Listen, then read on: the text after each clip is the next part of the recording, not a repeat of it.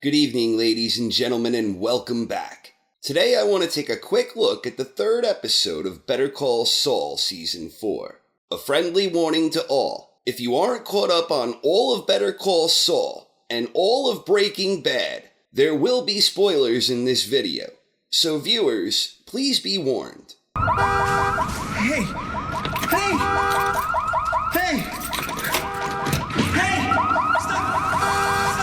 Things begin with Victor and Tyrus staging a crime scene to cover up Gus's murder of Arturo. Nacho is present, and he watches as Victor and Tyrus plant the body, and they fire off a few shots at the vehicle.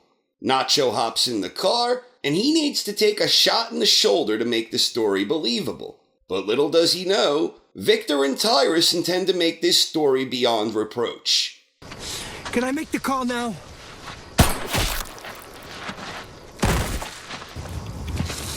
Do it quick, before you pass out. Jimmy is trying to pitch the Hummel theft scheme on Mike, and Jimmy has it all planned out, and it involves a quick swap for easy cash. But Mike isn't feeling it, and he politely declines. Plan's fine as far as it goes, it's just not for me. And I don't think it should be for you either. So Jimmy calls his favorite vet, citing a sick fish. The well-dressed Salamanca duo busts onto the scene, and without speaking a word, they investigate the crime scene and they discover that Nacho is in really bad shape. Kim shows up for a Mesa Verde meeting with her new assistant Viola. Kevin shows Kim a bunch of new models, and he's all fired up about these models of future locations. Kim's looking through them, and something triggers her and she appears to be having second thoughts about something. And instead of going home, Kim wants to be dropped off at the courthouse. Jimmy's got his goldfish, but Jimmy's impatient, and he breaks protocol by speaking directly with contact. Jimmy does his sales pitch, and soon convinced his would-be fellow thief to tag along. I'm not trying to tell you how to do your job, but...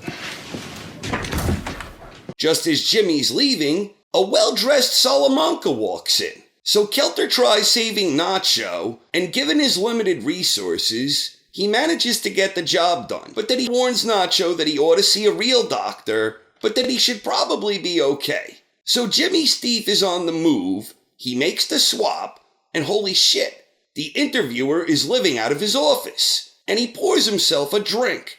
Apparently, the interviewer's lady friend is really angry that he purchased her a vacuum as a gift, and Jimmy's poor thief is stuck hiding under a desk. And it gets worse. The interviewer is ordering pizza with dipping sticks. The thief calls Jimmy requesting for help when the food arrives, and Jimmy's master plan is to set the guy's car alarm off. But that doesn't give his thief enough time to escape. So Jimmy actually does break into the car, and he sends it rolling along through the lot. And the interviewer is mighty upset by the sight of this. Jimmy's co-conspirator at last escapes.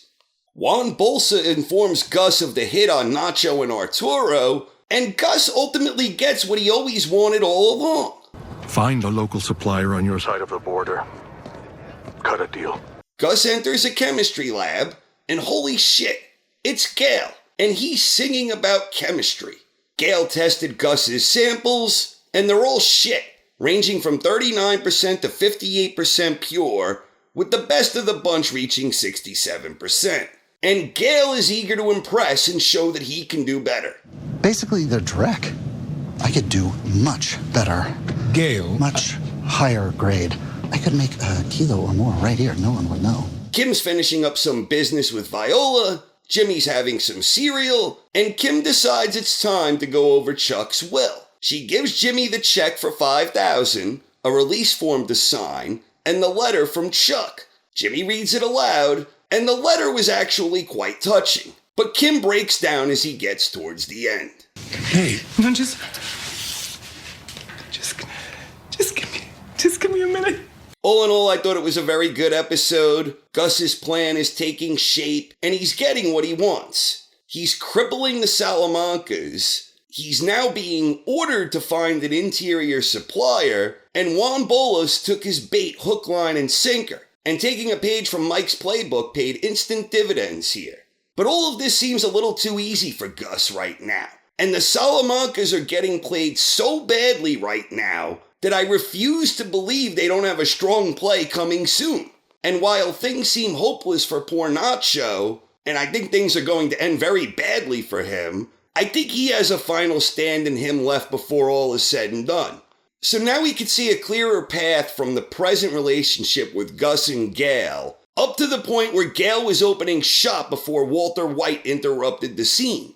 Jimmy's sales pitches have been working left and right on everyone he encounters these days. But the one lone exception to that rule is Mike. And Jimmy didn't even push too hard here. It made sense to me that Mike would turn Jimmy down. And in a lot of ways, I think Mike represents the older brother Jimmy wished he had in Chuck. While Chuck and Mike have their fair share of differences, they're both professionals, they're both very thorough, they're both very strong-willed, and they both kick a lot of ass at what they do.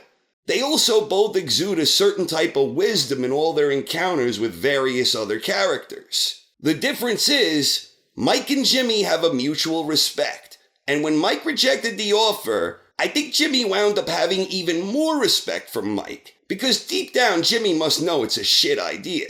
The interviewers who hired him on the spot, Jimmy was disgusted that they bought into his song and dance.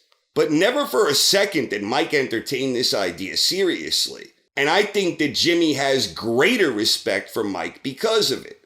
When Jimmy reads the letter, I think Kim is finally dealing with her own sense of guilt over Chuck's suicide. In the previous episode, Kim tore into Howard as she correctly noted that Howard was trying to pass his own guilt on to Jimmy. But the irony here is that in doing this, Kim was doing the exact same thing she rightly accused Howard of doing.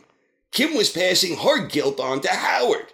Now Kim is finally dealing with her guilt over the situation. We still haven't seen this happen yet with Jimmy. As far as the letter itself goes, I imagine that it must have been written before Chuck even knew that Jimmy had obtained a law degree.